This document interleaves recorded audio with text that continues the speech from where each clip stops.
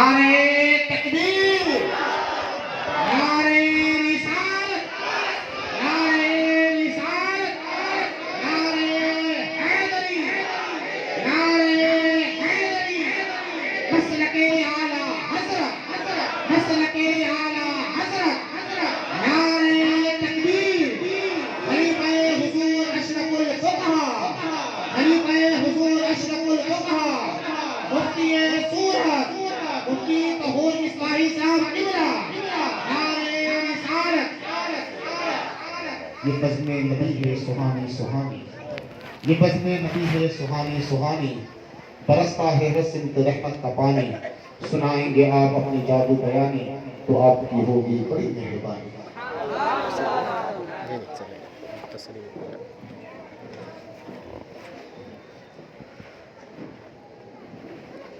Stage پر رونق افروز باوقار علماء کرام و دیگر حاضرین مجلس و خواتین اسلام، السلام علیکم ورحمۃ اللہ وبرکاتہ۔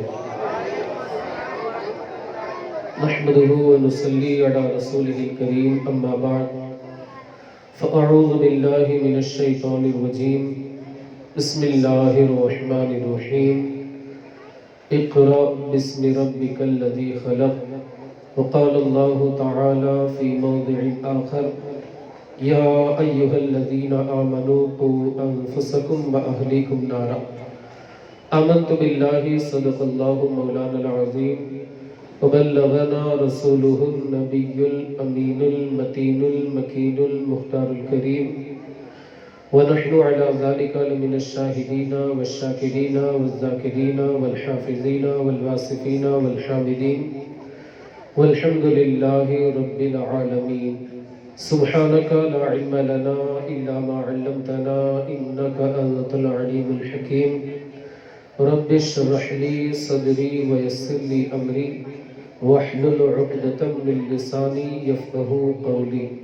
ان اللہ وملائکتہ یصلون علی النبی یا ایہا الذین آمنوا صلوا علیہ وسلموا تسلیما۔ اللہم صل علی سیدنا و مولانا محمد معدن الجود والکرم وآلہ الکرام واصحابہ العظام وابنہ الکریم وبارک وسلم، صلاۃ و سلاما علیک یا رسول اللہ صلی اللہ تعالی علیہ وسلم۔ معزز سامعین کرام، بہت زیادہ آپ حضرات کا وقت نہیں دوں گا، ویسے بھی آپ حضرات کو انعامات کی تقسیم کا انتظار ہے اور 12 بھی گھڑی جو ہے وہ بجا رہی ہے۔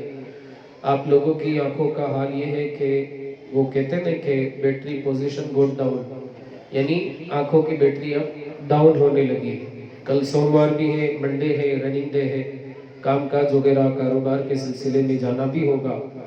سب سے پہلی بات تو یہ کہ ہمیں نماز فجر ادا کرنی ہے۔ سارے لوگ پڑھیں گے انشاءاللہ نماز فجر، روزانہ پڑھیں گے انشاءاللہ۔ ابھی سے عہد کر لیں، اگر معاذ اللہ ہم نہیں پڑھتے تو ابھی اسی مجلس مصطفیٰ میں منبر رسول سے یہ اعلان کیا جا رہا ہے اور آپ سے عہد کروایا جا رہا ہے کہ انشاءاللہ العزیز کبھی بھی ہماری نماز فجر قضا نہیں ہوگی انشاءاللہ۔ عہد کریں گے انشاءاللہ، سارے لوگ بولیے کہ نہیں چھوڑیں گے انشاءاللہ، ضرور ادا کریں گے۔ درود پاک پڑھ لیجیے، اللہم صلی علی سیدنا و مولانا محمد معدن الجود والکرم وآلہ الکرام واصحابہ العظام وابنہ الکریم وبارک وسلم۔ عزیزان ملت اسلامیہ، تعلیم کی اہمیت کا اندازہ آپ اس بات سے لگا سکتے ہیں کہ قرآن مقدس کی سب سے پہلی جو آیت رب العالمین نے نازل فرمائی وہ تعلیم کے حوالے سے نازل فرمائی۔ اللہ فرماتا ہے اقرأ باسم ربک الذی خلق، اے محبوب آپ پڑھو اس رب کے نام سے جس نے آپ کو پیدا فرمایا۔ آپ دیکھیں کہ ویسے اللہ رب العزت کی توحید پر ایمان رکھنا ضروری ہے، مصطفیٰ کریم کی رسالت کی گواہی دینا ضروری ہے، مگر آپ مفسرین کرام کے اقوال پڑھیں یا علماء سے آپ پوچھیں، آپ اس نتیجے پر پہنچیں گے کہ اللہ وحدہ لا شریک نے سورہ اخلاص یعنی قل هو اللہ احد، اے محبوب آپ فرما دیں وہ رب ایک ہے یہ نازل نہیں فرمائے۔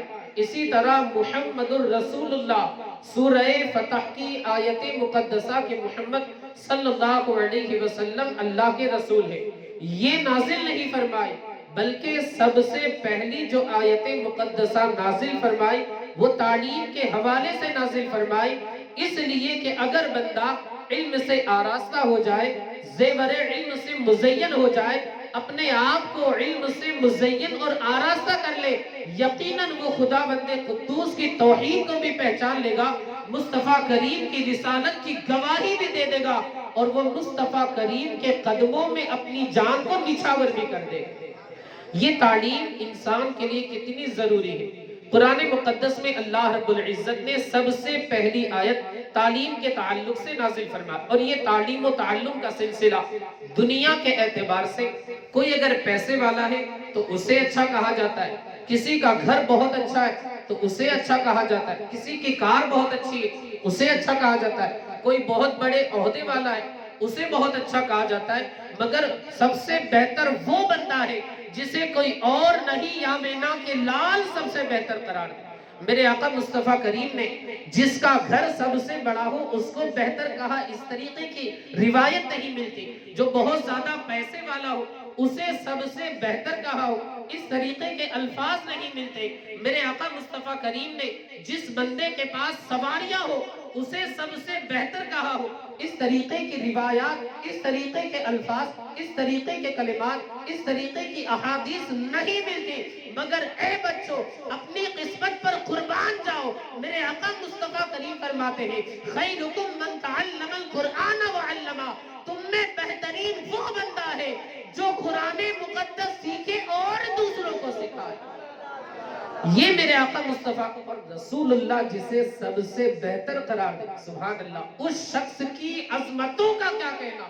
حافظ قرآن کے تعلق سے تو آتا ہے کہ کل قیامت کے دن اس کے ماں باپ کو ایسا تاج پہنایا جائے گا کہ اس کے تاج کی چمک سے زمین و آسمان روشن ہو جائے، سورج سے زیادہ اس کی چمک رہے گی۔ اور اتنے پر بس نہیں، میرے آقا مصطفیٰ کریم فرماتے ہیں یہی حافظ قرآن کل قیامت کے دن اپنے گھر والوں میں سے 10 لوگوں کی شفاعت کرے گا، اور اللہ رب العزت اس حافظ قرآن کی برکت سے ان 10 لوگوں کو بے حساب جنت کے اندر داخل فرما دے۔ یہ قرآن مقدس کا اعجاز، اور اس کی حفاظت کا ذمہ کسی اور نے نہیں، رب العالمین نے لیا۔ اگلی امتوں میں، سابق امتوں میں جو کتابیں نازل ہوتی تھی آسمانی، توریت ہے، انجیل ہے، زبور ہے، آسمانی کتابیں، دینی صحائف جو انبیاء کرام کے اوپر نازل ہوتے تھے، ان کتابوں کے حافظ جو تھے وہ صرف اور صرف انبیاء کرام ہی ہوا کرتے تھے، صرف اور صرف انبیاء کرام ہی کو وہ کتابیں یاد ہوا کرتی تھی۔ مگر اس امت کے نبی کا یہ معجزہ ہے کہ الحمدللہ ثم الحمدللہ، قرآن مقدس اللہ کی وہ کتاب ہے کہ مصطفیٰ جان رحمت کو تو یہ زبانی یاد ہے ہی، آپ کے صدقے میں امت محمدیہ کا بچہ بچہ اسے اپنے سینے میں محفوظ کر لیتا ہے۔ یہ قرآن مقدس کا اعجاز۔ اب ظاہر سی بات ہے اس کی حفاظت صبح قیامت تک نہ ہو ایسا ہرگز نہیں ہو سکتا، اور خود رب العالمین نے وعدہ فرمایا اِنَّا نَحْنُ نَزَّلْنَا الذِّكْرَ وَإِنَّا لَهُ لَحَافِظُونَ، کہ ہم ہی نے اسے نازل فرمایا، ہم ہی اس کی حفاظت فرمانے والے۔ بغداد کی سرزمین ہے، خلیفہ مامون رشید، غالباً آپ نے نام سنا ہوگا، اس کے دربار میں ایک شخص آیا، انداز سے، وضاقتہ سے، لباس سے، گفتگو سے اپنے مذہب کا عالم معلوم ہو رہا تھا۔ گفتگو ہوئی اس کے دربار میں، مامون رشید کے دربار میں اہل علم کا حلقہ رہتا تھا، مجمع رہتا تھا، بحث و مباحثہ لوگ کرتے تھے۔ اب اس بندے نے گفتگو کی تو پتا چلا کہ یہ تو اپنے مذہب کا بڑا عالم ہے اور یہودی مذہب سے تعلق رکھنے والا ہے۔ مامون رشید نے کہا کہ تم کلمہ پڑھ لیتے، مسلمان ہو جاتے، تم سے بہترین سلوک کیا جائے۔ اس نے کہا کہ نہیں، میں اپنے آبا و اجداد کے دین کو نہیں چھوڑوں گا، باپ دادا کا جو دین ہے اس کو میں نہیں چھوڑوں گا، میں یہودیت ہی پر رہوں گا، میرے آبا و اجداد کا دین بھی یہی تھا۔ خیر وہ دربار سے چلا گیا، ایک سال بعد آیا، کلمہ پڑھ کر کے مسلمان ہوا. الحمدللہ. مامون رشید نے اس سے پوچھا کہ پچھلے سال تو میں نے تمہیں دعوت دی تھی کہ تم قرآن مقدس کے اوپر ایمان لے آؤ، مصطفیٰ کریم کی رسالت کی گواہی دو، اللہ کی توحید کا اقرار کرو، جنت ہے، دوزخ ہے، حشر ہے، قیامت ہے، قبر ہے، عذاب قبر ہے، ان ساری چیزوں کے اوپر ایمان رکھو، مسلمان ہو جاؤ، اچھا سلوک کیا جائے. مگر تم نے نہیں مانا. اس سال آئے تو الحمدللہ مصطفیٰ کا دین جو تھا، دین اسلام سے وابستہ ہو کر یعنی مسلمان ہو کر آئے. اس نے کہا کہ میں ایک اپنے مذہب کا عالم ہوں، میرا کام یہ ہے کہ میں کتابیں لکھ کر کے فروخت کرتا ہوں. میں باہر گیا، میں نے سارے مذاہب کا مطالعہ کیا، یہودیت کا مطالعہ کیا، نصرانیت کا، عیسائیت کا مطالعہ کیا، جسے ہم کرسچن کہتے ہیں، عیسائی بندے کو ہم کرسچن کہتے ہیں.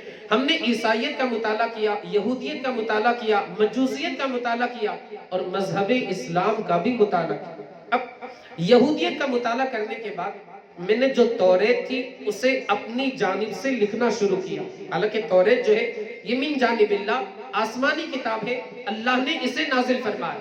اس نے کہا کہ میں نے اپنی جانب سے بہت ساری چیزوں کو اس میں ملا دیا اور اس کے بہت سارے نسخے میں نے ایڈیشن تیار کیے.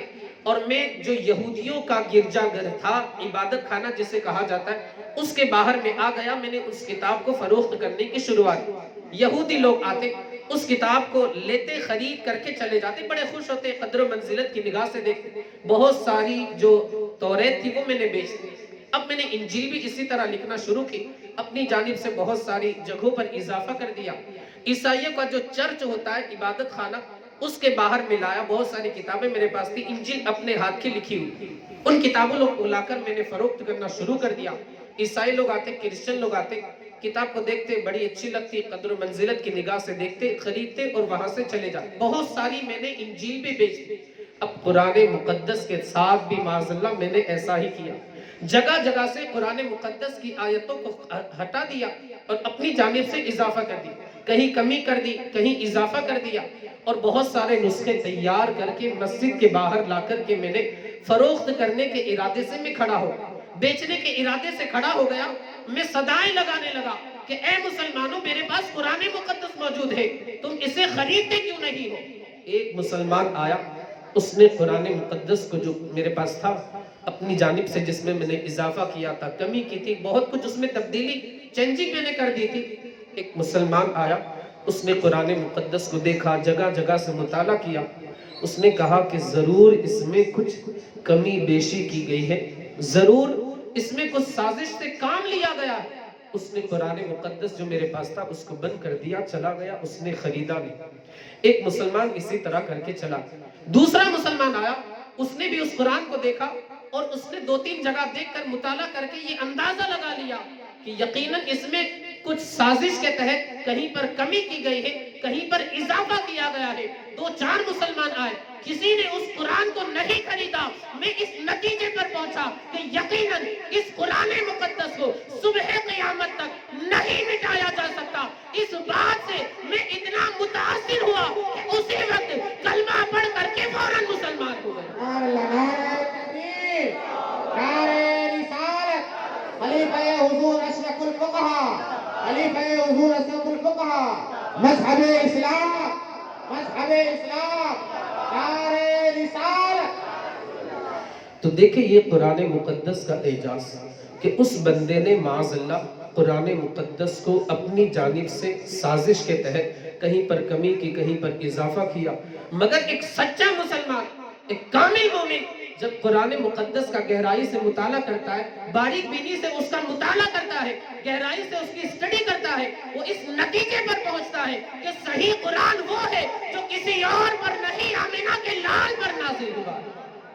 صحیح قرآن وہی ہے جو عبداللہ کے پیارے پر نازل ہوا ہے. اگر اس میں کچھ گڑبڑ کسی نے کی، سچا مسلمان، پکا مسلمان، مصطفیٰ کی سنتوں کا پابند جو ہوتا ہے، وہ مسلمان اسے پہچان لیتا ہے. تو ہمیں چاہیے کہ ہم قرآن مقدس کے پیغام کو عام کریں اور اپنے بچوں کو قرآن مقدس کی تعلیم دے. یہ قرآن مقدس صبح قیامت تک اسی طرح رہے گا جس طرح آمنہ کے لال پر نازل ہوا تھا، اور انشاءاللہ صبح قیامت تک اسی حالت میں رہے گا. وہ کہا جاتا ہے نا کہ قرآن مقدس کے تعلق سے شعر بھی کہا جاتا ہے قول محمد قول خدا، فرمان نہ بدلا جائے گا، بدلے گا زمانہ لاکھ مگر قرآن نہ بدلا جائے گا۔ بس آخری بات تربیت کے حوالے سے کہ یہ جو ماشاءاللہ ہمارے اساتذہ ہیں، یہ دوسرا مدرسہ ہے۔ سب سے پہلا مدرسہ جو ہے وہ ہماری ماں بہنوں کی گود ہوا کرتی ہے۔ کہا جاتا ہے کہ سب سے پہلی یونیورسٹی بچے کی جو ہوتی ہے وہ ماں کی گود ہوا کرتی ہے۔ میں عرض یہ کرنا چاہتا ہوں کہ جتنا دھیان دینے کی ضرورت مدرسے کے اساتذہ کو ہے بچوں کے حوالے سے، اس سے کئی گنا زیادہ ہماری گھر کی جو خواتین ہیں، اسلامی جو بہنیں ہیں، ان کو اور زیادہ توجہ دینے کی ضرورت ہے۔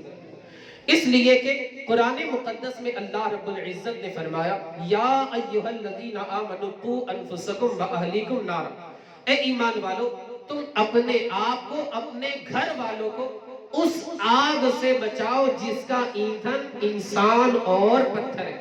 گھر والوں کو حکم دیا۔ ماشاءاللہ اگر ہمارا بچہ کچھ دینی بات نہیں سیکھتا ہے، کل قیامت کے دن اس بچے کے تعلق سے ہم ہی سے پوچھا جائے۔ اور ماں اگر تربیت کی جانب توجہ دے تو وہ گھر جو ہے نور علی نور، سونے پر سہاگا ہو جاتا ہے۔ یہ سوچ کر کہ بڑا ہوگا تو سب سیکھ لے گا، مدرسے میں جائے گا استاد سب سکھا دیں گے، نہیں۔ بچے کے ذہن میں آپ اگر بچپن ہی سے ڈالنے کی شروعات کریں گے اچھی باتیں، اللہ و رسول کی باتیں، اللہ و رسول کے پیغام، اللہ و رسول کے فرامین، وہ بچہ آگے چل کر سچا پکا نمازی بن کر کے ابھرے گا۔ لیکن اگر بچے کی تربیت کی جانب توجہ نہ دی گئی تو پھر وہ بچہ آگے چل کر کے نمازی نہیں بن سکتا۔ ماں کا کردار کتنا مؤثر ہوا کرتا ہے۔ میرے آقا مصطفیٰ کریم فرماتے جب بچہ بولنے لگے، جو توتلی زبان میں 6-8 مہینے کا ہوتا ہے، تو وہ مختصر 2 لفظ والے الفاظ بولنا شروع کر دیتا ہے، 2 ورڈ والے جو لیٹر جسے ہم کہتے ہیں کہ 2 لیٹر کا مجموعہ 1 ورڈ، وہ بولنے کی شروعات ابا اما اس طرح وہ بولنے کی کوشش کرتا ہے۔ اس وقت کے تعلق سے بھی میرے آقا مصطفیٰ کریم نے ارشاد فرمایا جب بچہ بولنے کی شروعات کرے تو اسے اللہ اللہ بولنا سکھاؤ۔ میرے آقا مصطفیٰ کریم فرماتے کہ جب بچہ تھوڑا سا سمجھنے لگ جائے، 4-5 سال کی عمر میں سمجھنے لگ جاتا ہے، 4 سال 4 مہینے 4 دن کی جب اس کی عمر ہو جائے تو تعلیم کا سلسلہ ہمیں شروع کر دینا چاہیے۔ میرے آقا مصطفیٰ کریم فرماتے کہ جب بچہ کچھ سمجھنے لگ جائے اسے 3 باتوں کی تعلیم، ایک تو اپنے نبی کی محبت، ایک اہل بیت کی محبت اور ایک قرآن مقدس کی تعلیم۔ یہ 3 چیزیں اپنے بچوں کو ذلیل سکھاؤ۔ ہم اپنے آپ کا جائزہ لیں، اپنے گھر والوں کا جائزہ لیں کہ ہم نے اپنے بچوں کو یہ 3 چیزیں سکھائی یا نہیں، ہم نے اپنے بچوں کو اللہ بولنا سکھایا یا نہیں۔ عزیزان ملت اسلامیہ، بس آخری واقعہ عرض کر دوں اور اپنی گفتگو کو ختم کر دوں، وقت بھی زیادہ ہو رہا ہے۔ ایک جوڑے کے یہاں بچے کی ولادت ہوئی، اللہ اکبر۔ ویسے کاک کا مطلب ہوتا ہے ہندی لفظ روٹی، اور کاکی کا مطلب ہوتا ہے روٹی والا، انشاءاللہ آگے بتاتا ہوں۔ ایک جوڑے کے یہاں بچے کی ولادت ہوئی۔ اب ماں باپ جو تھے، بچہ تھوڑا سا بڑا ہو گیا، 2-1 سال کا، ماں باپ کو بچے کی تربیت کی فکر ہوئی، یہ بہت ضروری ہے۔ بچے کو ماں باپ کی تربیت کی فکر ہوئی، اللہ اکبر۔ اب دونوں بیٹے ایک مرتبہ کہا کہ بچے کی تربیت کے تعلق سے کچھ سوچنا چاہیے۔ جو اس بچے کی والدہ تھی اس نے کہا کہ میرے ذہن میں ایک ترکیب ہے، انشاءاللہ میں اس پر عمل کروں گی، ہمارا بچہ اچھی تربیت یافتہ ہو جائے۔ ٹھیک ہے۔ اب بچہ مدرسے سے آیا، وہ جو مدرسہ مطلب گھر وغیرہ جو چلتا تھا وہ، ورنہ مستقل جو پڑھائی ہے وہ تو 4 سال 4 مہینے 4 دن کے بعد ہی ہوتی ہے۔ تو الف با وغیرہ کی شروعات ہو گئی تھی۔ وہ بچہ مدرسے سے آیا، ماں نے کہا، اب اس بچے کو بھوک لگی تھی، ماں نے کہا کہ امی مجھے بھوک لگی ہے، کھانا کھلاؤ۔ ماں نے کہا بیٹا کھانا کیسے ملے گا، اللہ رب العزت سے مانگنا پڑے گا تب جا کر کے ملے گا۔ بچے نے کہا اللہ سے کس طرح مانگوں؟ اب ماں نے اس بچے کو طریقہ سکھایا، بیٹا بیٹھ جاؤ، اپنے دونوں ہاتھوں کو اس طرح کرو اور اللہ کی بارگاہ میں دعا کرو، اے اللہ مجھے کھانا عطا فرما، اے اللہ میں بھوکا ہوں مجھے کھانا عطا فرما۔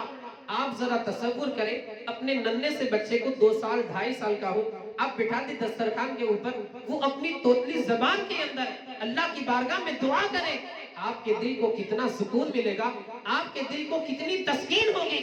جب آپ کے دل کو اتنا سکون ملے گا تو جو رب العالمین ہے اور جو سارے جہان کا پروردگار ہے اس کی ذات خوش ہوگی. یقیناً اگر آپ نے یہ عمل کیا آپ کے اس عمل سے اللہ و رسول آپ سے راضی ہو جائے. جب ماں باپ بچے کے اس عمل سے خوش ہوتے ظاہر سی بات ہے. اب بچہ بیٹھ گیا اللہ کی بارگاہ میں دعا کرنے لگا, اے اللہ میں بھوکا ہوں مجھے کھانا عطا فرما. یہ تو میں اپنی زبان میں بولا نا, بچے تو اپنی توتلی زبان میں بولتے ہیں, آپ حضرات تو جانتے ہی ہوں گے. ماں نے پہلے ہی سے الماری کے اندر کھانا بنا کر رکھ دیا. بچے نے دعا کر لی, ماں سے پوچھا ماں کھانا کہاں ہے؟ امی نے کہا بیٹا تلاش کرو گھر میں کہیں نہ کہیں مل جائے گا. بچہ ادھر ڈھونڈتا ہے ادھر ڈھونڈتا ہے. اب اس نے الماری کھولی, کھانا مل گیا. اب بچے تو ان کی ایک ایکشن رہتی ہے مل گیا, آپ کو تھوڑی سی ایسی بھی آئے گی. بچے خوش ہوتے کہ ہاں مل گیا. اس بچے کو کھانا مل گیا, اس نے کھا لیا. روزانہ کا یہ سلسلہ ماں نے اس کو سکھایا, بیٹا اللہ سے مانگو کہ کھانا مل جائے. ماں پہلے ہی سے الماری کے اندر رکھ دیتی, بچہ دعا کرتا, اس کے بعد تلاش کرتا, الماری کے اندر کھانا ملا. اب بچہ جو تھا ظاہر سی بات ہے روز اللہ کا نام لینا, بچے کا جو ذہن ہے وہ بھی تو یہ سوچے گا کہ اللہ کی ذات جو ہے یہ کون سی ہے. بچے نے پوچھا کہ ماں یہ اللہ رب العزت کی ذات کیا ہے؟ اب ماں نے سکھانے کی شروعات کی, بیٹا اللہ وہ ہے جس نے سارے جہان کو پیدا فرمایا, ہمیں سارے بندوں کو رزق عطا فرمایا, چرندے پرندے جانور ساری چیزوں کو پیدا فرمایا. ہر چیز پر وہ قادر ہے, وہ اس کے صفات ہے, یہ اس کے کمالات ہیں. یہ ساری چیزیں ماں نے اس کو سکھانے کی شروعات. بچے کے ذہن میں یہ ساری چیزیں ماشاءاللہ بچپن ہی سے بیٹھنا شروع ہو گئی. ایک مرتبہ کی بات ہے, بچہ مدرسہ گیا ہوا تھا. اب ماں جو ہے اپنے رشتہ دار کے یہاں گئی اور کھانا بنانا اتفاق سے بھول گئی. اللہ اکبر.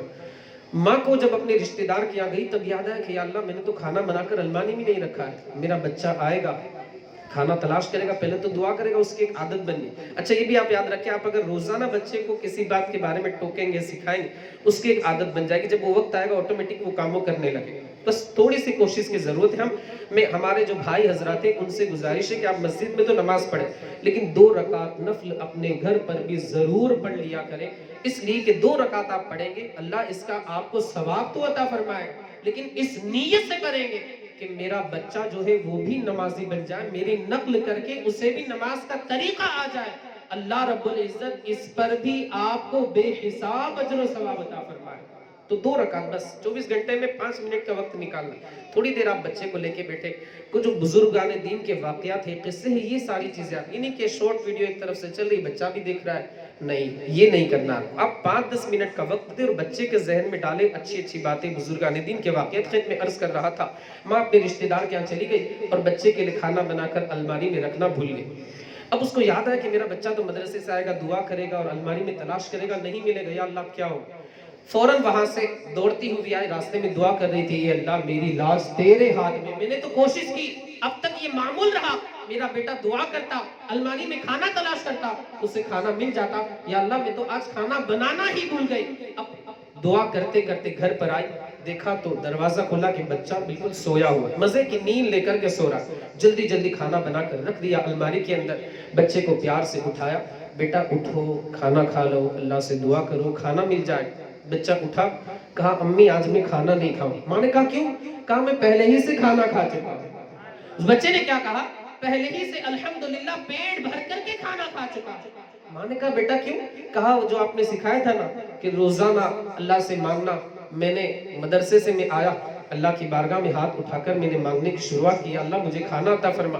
میری دعا پوری ہو گئی, میں نے گھر کے اندر کھانا تلاش کیا, مجھے کہیں کچھ نہیں ملا, بس ایک روٹی مجھے مل گئی. وہ روٹی میں نے تناول کر لی اور ماں وہ روٹی اتنی لذت والی تھی, اتنی اچھی تھی, اس کا ذائقہ اتنا اچھا تھا کہ ابھی تک میں نے جتنے کھانے کھائے ہیں سب سے اچھا ذائقہ مجھے اسی روٹی کا محسوس ہوا. ماں سمجھ گئی کہ یقیناً یہ من جانب اللہ تائید خداوندی ہے, نصرت خداوندی ہے. اللہ نے اس خاتون کی اس طریقے سے مدد فرمائی.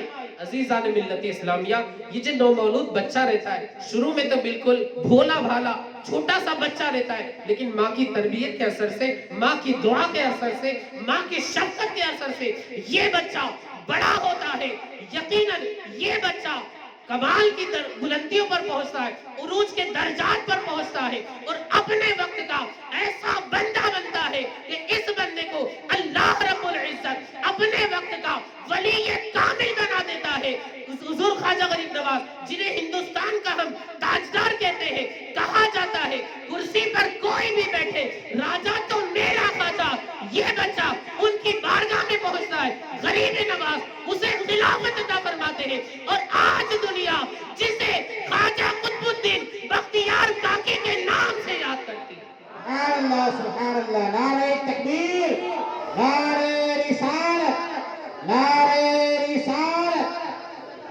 یہ جو میں نے آپ کو شروع میں بتایا تھا کاک کا مطلب ہوتا ہے روٹی اور کاکی مطلب روٹی والا، تو یہ کاکی کے سلسلے میں اختلاف ہے کہ اس کے واقعے میں ایک پس منظر کیا ہے۔ ایک واقعہ یہ بھی ملتا ہے کہ آپ دیکھیں ماں کی تربیت اور ماں کی دعا، ماں کی شفقت سے اس بچے کو اللہ رب العزت ولایت کے منصب پر فائز فرماتا، اور ہندوستان کے تاجدار، ہندوستان کے ولی، ہندل ولی، ہندوستان کے اولیاء پر جن کی حکومت ہے، بلکہ پورے ہندوستان پر جن کی بادشاہی ہے، ہمارے دلوں پر جن کا راج ہے، خواجہ ہند وہ دربار ہے آلہ تیرا، کبھی محروم نہیں مانگنے والا تیرا، بلکہ بریلی کے تاجدار تو یہ فرماتے ہیں جس بندے کی دعا قبول نہ ہو اجمیر محلہ چلا جائے، غریب نواز کے آستانے پہ اپنے ہاتھوں کو اٹھا کر دعا کرے، اس کے ہاتھ بعد میں نیچے آئیں گے، دعائیں پہلے قبول ہو جائیں۔ یہ غریب نواز کا آستانہ، اس غریب نواز نے خواجہ قطب الدین بختیار کاکی کو اپنی خلافت سے سرفراز فرما دیا۔ یقیناً یہ ماں کی دعاؤں کی برکت ہے۔ ہمیں چاہیے کہ ہم اپنے آپ کو سنواریں، اپنے بچوں کی صحیح طریقے سے تربیت کریں۔ مولا عز و جل کی بارگاہ میں دعا ہے کہ ہمیں آپ کو اور ساری دنیا کے خوش عقیدہ مسلمانوں کو مصطفیٰ کریم رؤوف الرحیم جناب محمد رسول اللہ صلی اللہ علیہ وآلہ وسلم کی سنتوں کے مطابق زندگی کے شب و روز گزارتے رہنے کی توفیق رفیق عطا فرمائے۔ استغفر اللہ ربی من کل ذنب واتوب الیہ وآخر دعوانا ان الحمد للہ رب العالمین۔ السلام علیکم ورحمۃ اللہ وبرکاتہ۔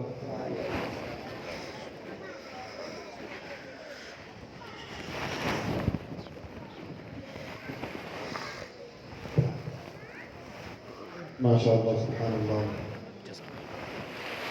بڑی یہ نصیحت آموز خطاب آپ تمامی حضرات سماعت کریں۔ اب مدرسے کے اندر جو بچہ تقریباً 5 مہینے میں جس کی ایک بھی غیر حاضری نہیں ہے، 5 مہینے کے اندر جس بچے کی ایک بھی غیر حاضری نہیں ہے، ان کو انعام خلیفہ حضور اشرف الفقہاء مفتی صورت مفتی سید طہور صاحب کے ہاتھوں سے دی جائے گی۔ اس بچے کا نام ہے محمد ارشد پیر محمد، محمد ارشد ابن پیر محمد۔ ماشاءاللہ سبحان اللہ۔